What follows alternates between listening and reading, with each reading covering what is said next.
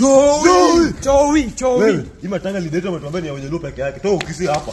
Toa ukisi hapa. Mimi na sisi date mkisi. Mkamba na yule chawi yote. Mimi na Masai. Ya style utanifanyia na ngapi? Mimi nakushuka tu na 2500. Sawa nishuke. Na wewe ni mkabila gani? Mimi Mkamba. Wa wapi? Machako. Mimi siwezi shukua na Mkamba. Nilisikia wewe mnafanya mtu avimbe.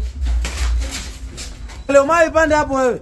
Iko kote inafaisha leo. Mai pande. Wewe Masai. Wewe anataka kufuata kazi. Wewe Masai hapana fanya mjengo wewe. Atajenga wewe nyumba. Enda uza mdamu huko. Enda uza damu. Enda uza asali huko kwa barabara Masai. Mai pa So mam, mimi nataka kwa my apartment. Wakisini wengine venye wanachijanga watu na Wakamba wataniroga huko. Bwana Kamau. Samba wanauza shilingi. Uko salama? Samba ni ngapi bwana? Shamba nauza lakini tulia. Shamba nauza lakini Suzi wajaluo na Wakamba. Si samba nataka pesa iko. Leader wetu alisema hivyo. Pesa sio shida. Na mimi ni mkisi unazanisha shamba. Wewe ni mkisi? Wewe kuja next time wewe. Siwezi kukuuzia. Na umesikia rule? Siuziwa kikuna. Mimi niko na pesa naweza kuja hiyo shamba. Kaa hapa chini.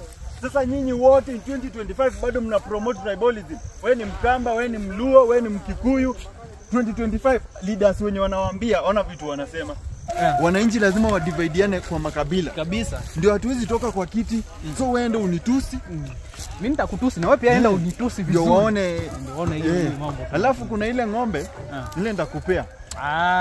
Alafu si utakuja Rurashio msichana wangu ana Say no to tribalism. Say no to tribalism. Say no to tribalism.